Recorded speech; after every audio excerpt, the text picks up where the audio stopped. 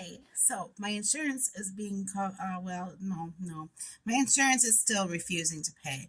But the social workers and the nurses at the cancer center where I go for my treatment, um, they found a local pharmacy. Well, not local. They're like a few cities over, but I can, they can send my prescription to me in the mail, and that will start hopefully next week. They're going to do some blood work this week for a baseline, like a toxicity baseline, because then after that, then they'll do another test in about 2 weeks, and then after that, about once a month. And then probably another scan in 3 months. So yeah, I'll be starting Xeloda. The rest of my treatment will also include Zometa and Lupron. I'll leave links to those drugs below in the video description on YouTube. And then yeah, I'm happy that things got sorted. That was a real hiccup in my treatment. I've been off treatment since a little before Thanksgiving, and now it's after New Year, so that was kind of scary and silly, and glad to see that that's coming to an end. So anyway, my sister is coming to visit from Colorado next month. I'm going to visit my niece in Stevens Point, Wisconsin, in a couple of weeks now. And then I've also got a plan then for my trip to Australia. This is all assuming that I'm not going to be sick. So anyway, I had my nails done a couple of times the last couple of months, so here's some pictures of that. This first design was inspired by hot cocoa. The off-white parts are sort of this sparkly, sugary overlay that I really loved. It kind of had a nice little velvety texture when all was said and done, and it gave a slight sparkle, like I don't know, like hot cocoa froth. So our anniversary is for November, so I wanted something kind of romantic but sort of simple, and I thought that this was a really, really nice design. The second design I got for the holidays, more festive with lots of glitter. And I really enjoyed this one. It was really nice to offset the holiday colors.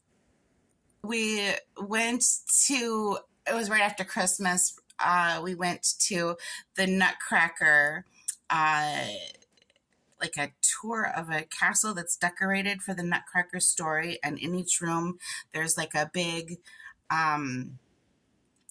book with this, like where we are in the story, and each room is decorated like for a different chapter of the story. It's a candlelit tour, and like the picture here and the next one are pictures of like the ballroom where the children receive their gifts and people are dancing in the beginning of the story. And just over the shoulder of this knight, you can see that there were these little statues of mice for us to find and count throughout the castle along our guided or our self-guided tour. That was really cute. So very charming little part of this tour. The castle itself is a nice little piece of Wisconsin history, and it's a really nice annual thing that they do with the Paine Art Center here. It's decorating it each year for the Nutcracker specifically, and it's a really cute idea, I think. But yeah, there's little plaques throughout the building to read up on the history and the architecture of the place. Even the rooms that had nothing to do with the story ended up with their own Christmas trees, and it was all lights and beautiful ornaments and decorations. It was just gorgeous. I had a really fun time. I think it was about $20 a person for the tour. That was for the self-guided tour. And yeah, it was beautiful. Then came maybe my favorite part of the tour, which I think this was maybe the family that built this place. They probably had a family chapel in the house, but they turned this into the Nutcracker's Herr Dresselmeyer character, his workshop. Herr Dresselmeyer makes the Nutcracker, and he also may or may not in the story have made the Nutcracker come to life. We don't know. But anyways, yeah, some beautiful Nutcrackers. I didn't get pictures of all of them, But there's just a few cases lining the walls of these beautiful, intricate nutcrackers of all different sizes and different shapes. Just a beautiful collection of nutcrackers. After the tour, we walked back through the garden. It was late at night, so we didn't really get to see much, and it's winter, so there probably wasn't much to see. But we walked back through what I'm told are some beautiful gardens in the summertime, which they also give tours of. And we visited the Sugar Plum Fairy. It was a lady dressed as the Sugar Plum Fairy, and we had cupcakes, desserts.